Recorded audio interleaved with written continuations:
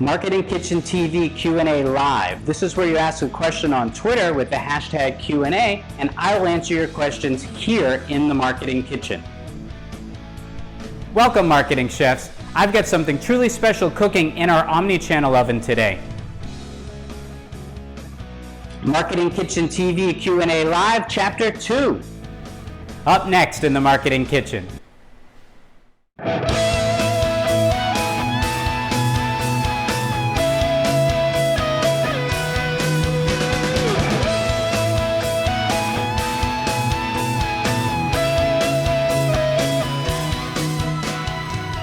Welcome to the kitchen, the Marketing Kitchen. Hi, I'm Ron Vining, your host of Marketing Kitchen TV.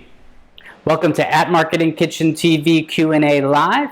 All you need to do is go to @MarketingKitchen TV on Twitter, use the hashtag Q&A, and I will answer your questions here. Thank you for tuning in for Chapter 2 of this summer session of Marketing Kitchen TV Q&A Live. I hope you enjoyed our first episode.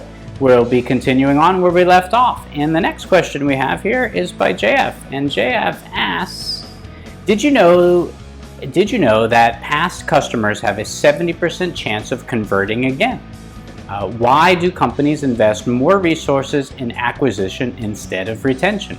Well, that is a fantastic question and one that a lot of people always ask. So it really depends upon the organization, the business, and what their goals and objectives are as to why they may be spending more money on new customer acquisition as opposed to spending an equal or more money on customer retention. So there's some line of thought where, let's take Apple. Apple has a cult-like status, and they know that customers will return to them in droves. So why should they spend money on retention when they have a cult following? So their money is going to be spent on new customer acquisition. And in fact, Apple doesn't really spend, they do spend a number of dollars on marketing, but they actually spend most of their money on R&D and then slick packaging and big good events. So going back to Chapter 1, we were talking about earned versus owned media. When Apple does their keynotes, typically in the fall to launch an iPad or to launch an iPhone, or when they do something like the Worldwide Developers Conference, typically in June, what that does is those events attract a lot of earned media. News channels around the globe, influencers, bloggers, etc., they'll all comment on what Apple's latest devices are going to be. In their case, they don't need to spend money on customer acquisition or retention. Not all of us can be as lucky as Apple, particularly Apple's sales in the West, where they completely dominate.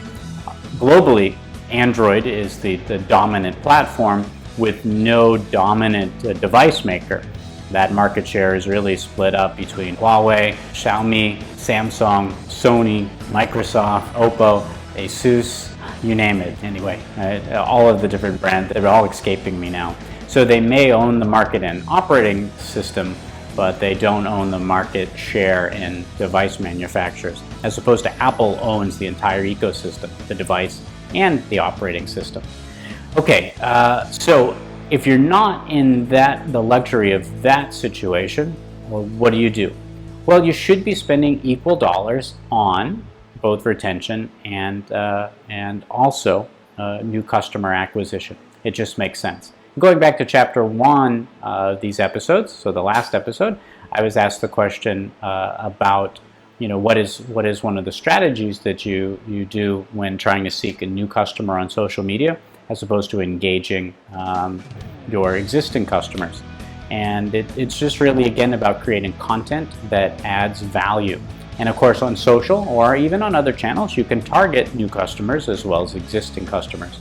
So with a good CRM system, you could target your new and old customers more efficiently, spending less dollars. And it's really about doing big hits. talk about, like, if you've got the cash to do a Super Bowl ad, let's say, then the buzz, the earned media around doing a Super Bowl ad typically pays off both across all media channels because of the coverage that you receive on that.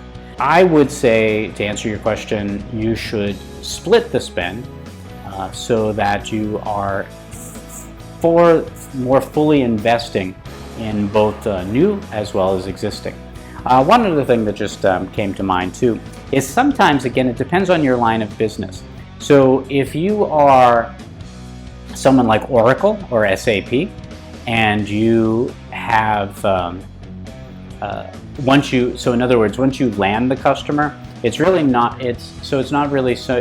more about maintenance. It's just about making sure that the customer is happy and satisfied by offering them good service and support, because once these customers come in, they're pretty much locked in for a long haul, unless they want to really overturn all of their systems, which they certainly don't do. They almost become a lifetime customer as long as you continue with new product innovation, etc., and you remain good to them. In the case of like those particular companies, though, you would want to invest a large sum of money in new customer acquisition. Why?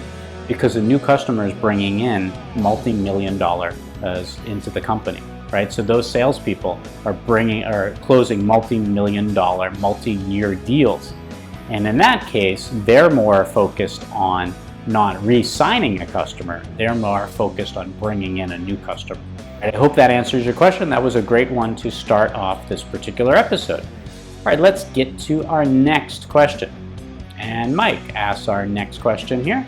And this question is, if companies publicly rally themselves with social movements on social media and promise action, what risk does their brand reputation face if they do not follow through? Actually, Mike and Lewis, I remember having a discussion with you guys on LinkedIn about this. It's an interesting question, specifically at this time, and I know that's why you chose that, Lewis, and Mike, when you responded to that, you were in on that discussion as well. If companies publicly rally themselves with a social movement and then promise action, what risk do their brand's reputation face if they do not follow through? Yeah, I guess it depends upon the brand, and it depends upon who's calling them out on that. I think in any situation, whenever you commit to something, you need to make sure that you follow through in some way or another. I actually had commented on the discussion that you guys had that I actually think that it's bad for brands to get involved with social movements, because of the fact that the inherent risk really is that if you support one group, you may be ticking off another group. Even if the initial cause that one is rallying behind is something that most people will agree with, it then begins to get a bit more gray and a bit dicey when a movement begins to move into different directions. Then you may find yourself in a situation where you're losing a segment of your customers. So you may be gaining customers, but you may be losing customers at the same time. So you really want to be careful when tying yourself to a movement, because you may either sink or you may swim. So for example, Nike. I don't like the type of marketing that Nike does. I don't like that they hop on social movements, and I would actually be offended if I were in different groups by the type of social involvement that Nike has. Coca-Cola, I think, is a brand that's a bit more balanced when it comes to things of this nature. I like the way that Apple is involved in movements. For example, I'm a huge fan of red, the color red. Okay, so also Apple offers a line of product red products, and leaning over here to my iPhone. But so for example, any wonder why I actually didn't choose red for Marketing Kitchen TV because YouTube is red. I chose it because red is my favorite color, and it also, I thought it went well because YouTube is red. Apple, their activism for the most part, and this was due primarily from Steve Jobs, was to be very subtle about it and to offer a line of products that were red in conjunction with the product red movement, and then give 10%, I believe it is, of the proceeds of all of those products to that particular organization. And that's very subtle. If you don't know what product red is, it's for AIDS research. The contributions that Apple makes each year through a donation is quite large. But most people aren't aware of it. Apple doesn't make a big deal about it, but it's a way that they're involved. And I think that is a model that brands should take, as opposed to the model, well, I don't know that it's a model, I think it's quite reactionary that a number of brands are doing at the moment. I got to be careful about what I say, so I will sort of leave it at that. But I think it's important that brands remember what their mission is. As a corporation, your mission is to make as much money as possible within, obviously there's, a CSR, corporate social responsibility. Under that notion, you are within the confines of the law, within the norms of society. You are making as much money as possible to benefit your shareholders and to deliver the best product or service to your customers, to all customers, to the best of your abilities. So for quality of life, safety, right? Beyond that, though, to attach oneself to one movement or another movement, you really run the risk of potentially running afoul of what may be popular or trendy today, or even in the moment today. There could be aspects that then have some negativity to them, because by jumping on one bandwagon, you may be signaling a rally cry against another bandwagon. Anyway, and I mentioned that on LinkedIn, so we'll just keep it at that. I think that was a fantastic question. I hope that I answered it. You obviously want to follow through whenever you make a commitment, whether you're an individual or whether you're an organization or corporation, right? And remember too, you always need to make sure that you stay true to your brand values and your corporate mission statement. So for example, Google saying do no evil, right? Yeah, okay, what are you doing in China? Or for example, Apple, again, a brand that I absolutely love. Apple's CEO Tim Cook is quite famously criticizes about environmental issues in the US, or he criticizes about free speech and various causes, but how has the company actually censored people?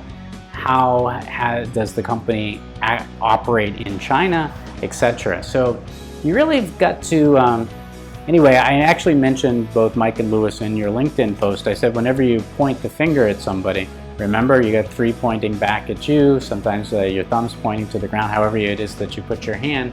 So got to look in the mirror, make sure that you remain true in whatever it is that you say. All right, people in glass houses should not throw stones, so really be careful about that. All right, great question, you two. Thanks. Or great discussion there, rather.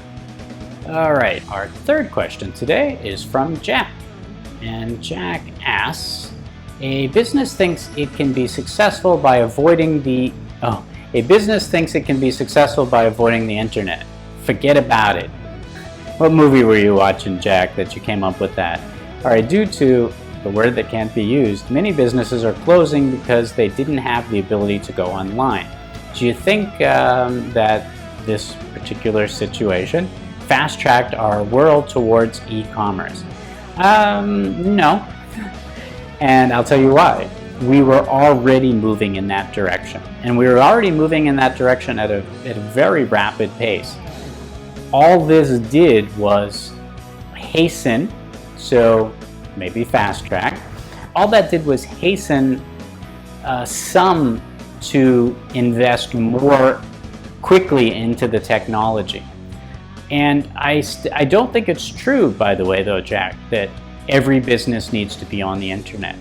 Not every business needs to be on the internet. Not every business needs to be on social media. There are a number of businesses that are doing just fine as they are in the physical world. Whether that be, let's take contractors, for example.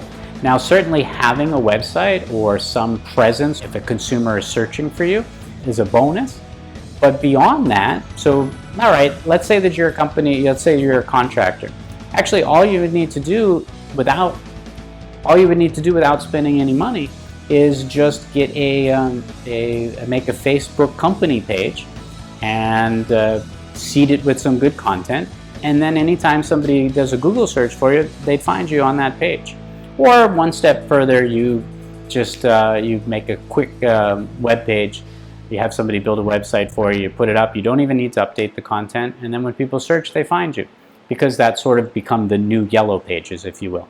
But beyond that, e-commerce is not essential for every single business. Now, is it best to be both in the virtual and the physical world? Yes. In a case of the fact where the governments around the globe did something both unlawful and unprecedented when they told you that you didn't have a business anymore because everything was going to be locked down, then yeah, those with an online presence certainly benefited from this.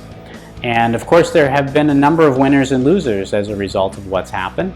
And that's due to just because you were online didn't mean that you still won in this particular situation.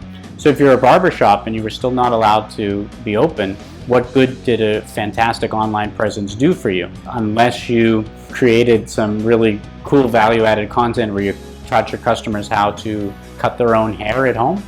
And you notice mine's getting pretty tall because I haven't been able to get mine cut. Yeah, but then when your shop reopens, maybe your customers still cut their hair at home.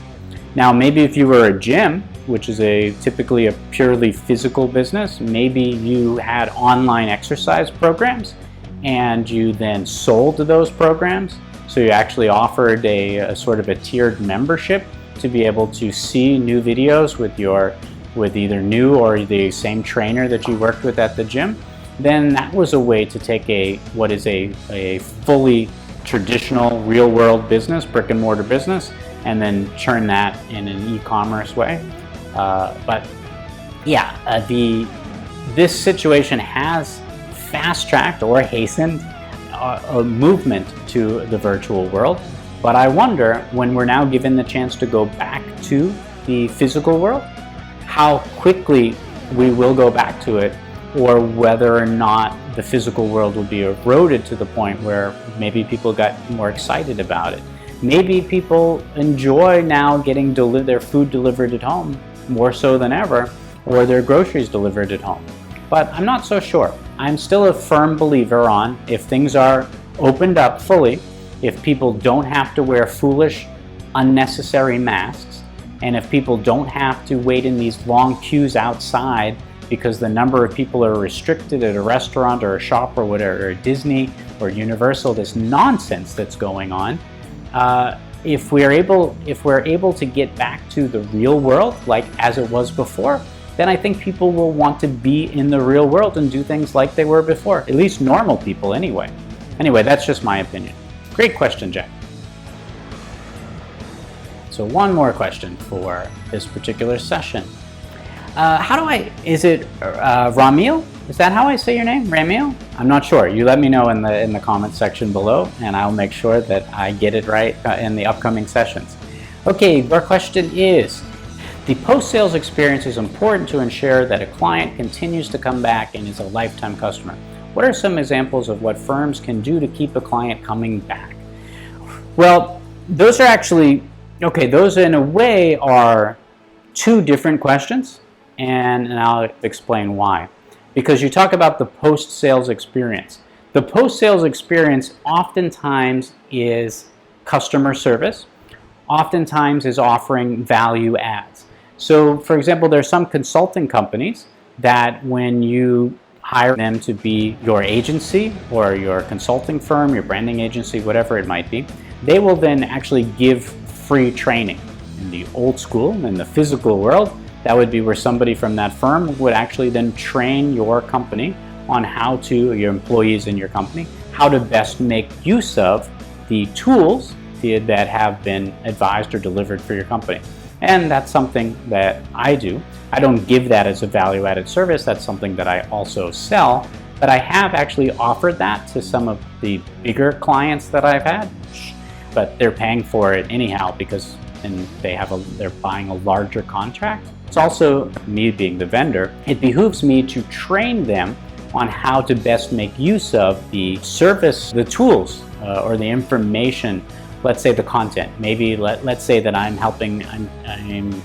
I've developed a 12-month storytelling program where they're going to use value-added content to grow their customer base, to help improve their sales, to increase their brand visibility, introduce a new product or service into the market, let's say. So it behooves me actually as their consultant to then also train them how to actually do the program that I've developed for them so that it's more successful. Because if the program is more successful, then I'll probably be hired back to then do the same thing again, but for a new product or service or new campaign for the next year. So what are some examples of what firms can do to keep a client coming back? Okay, that can be one. After sales support is essential. That is perhaps having a dedicated web portal. So for example, when I've done projects for Intel, one of the things I worked on was the Intel Inside program, where we actually developed branded websites for their partners. So when I say partners, that would be someone like Apple or Dell or Google or Lenovo. All right, so just obviously there's a lot more. Whoever was using an Intel chipset. And what they would do is when they wanted to, so when they bought a huge volume of chips from Intel, what they would do is they wouldn't go to the Intel website. They would go to the Apple Intel website. They would go to the Dell Intel website. They would go to the Microsoft Intel website, right? And what that was a branded portal specific to their particular company, and also understanding the relationship that company had with the brand and their products and services, and then also having a dedicated service rep. So the after sales there was really on creating an entire network of support that continued to facilitate that relationship so that engagement would be ongoing. And also, as you probably know with the Intel Inside program, for every dollar that you spent on advertising, if you co-branded that with Intel, Intel would give you $1 as well. So they would match you dollar for dollar. So if you spent $50 million, Intel would give you $50 million. Of course, there's a whole number of rules for that. And in fact, the specific project that I worked on was developing in these branded portals that I'm mentioning here, was that if you wanted, and this even included mom and pop shops, by the way. So if you were just Joe's Computer Shop in Medford, Massachusetts, and you're just you were on Salem Street on Route 60, and you had signed up and said you'd exclusively use Intel chipsets, you would even have your own portal that you could go into. And anyway, here's what I worked on, was that you would go in there and you would then be able to download, or even, well, that was at first, but it depended on what you wanted as a customer.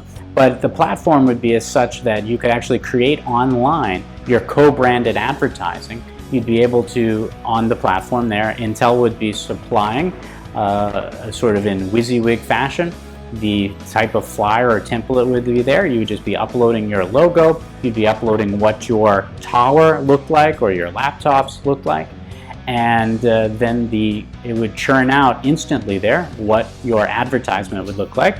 You would put in your dollar amount that you plan to spend on advertising, and then somebody from Intel dedicated to your account would then review that ad and get back to you within X amount of days, and sometimes it was immediate even, that whether or not Intel would approve that particular program so that then you could go forward. And of course this behooved Intel to be spending this type of money because it created a brand awareness.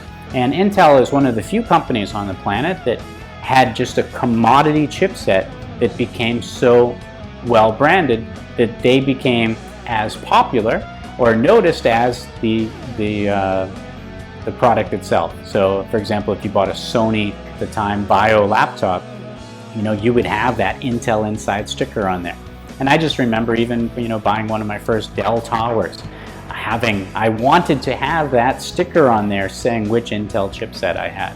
So that can be the power of the post-sales experience by offering some of these type of value-added services that are there. And then I really focus more on this B2B side because they're the ones that can really offer it more so. But from a, obviously if you spent the extra money for an Apple warranty, which they almost put a gun to your head in the sense that if you don't do that, then then you're sort of left out in the cold unless the product really failed. Yeah, I mean, so warranties are that, but especially if you're paying a premium for a warranty, then the client's going to actually demand a lot more. I typically give an example of HP, and HP is a former client of mine. I'm not saying anything bad about them. We've joked about this when we've had conversations before, but back in the day, I used to buy HP, like the LaserJet printer, the all-in-one, right? So it was the printer, scanner, fax, blah blah blah. Could even print, CD, burn onto CDs at one point, or DVDs. So without fail, those devices would fail 13 months after you bought them. So whether you had bought it at Best Buy or Circuit City, or any one of the big box retailers, 13 months after purchasing it, it would fail. And of course, what did they offer? A 12-month warranty. So I was buying a new HP product, I don't know why, every 13, 14 months without fail. And in that particular case, the margins for HP were not such to really offer, that was a commodity device, even though they were a well-branded company. You weren't paying huge sums of money for these, even the all-in-ones, even like the state-of-the-art ones, because the margins were so low on that. Now you could buy an extended warranty from Best Buy, Circuit City, Sears, Beachmere, just naming some old brands from Massachusetts that sold consumer electronics. And then that would extend that life further for you if there's something were to go wrong. But again, that's like buying insurance. It's only good if you need it, and you only regret having not bought it if you didn't have it and you need it. Great question. All right, thank you very much for watching Chapter 2 of our summer session of Marketing Kitchen TV Q&A Live. I look forward to the next session, which will be Chapter 3, and let's see. And we'll pick up with this question when we return. See you in our next episode and chapter. Thank you for your questions. Remember, if you have a question that you'd like to have answered here on YouTube, all you need to do is go to @MarketingKitchenTV on Twitter, use the hashtag Q&A, and I will answer your questions here. I hope you enjoyed this episode. Remember, there's always fresh content simmering on our storytelling stovetop. So whatever happens in this kitchen shouldn't stay in this marketing kitchen. I'm Ron Vining, your host, reminding you to invite your family and friends to the next episode of Marketing Kitchen TV.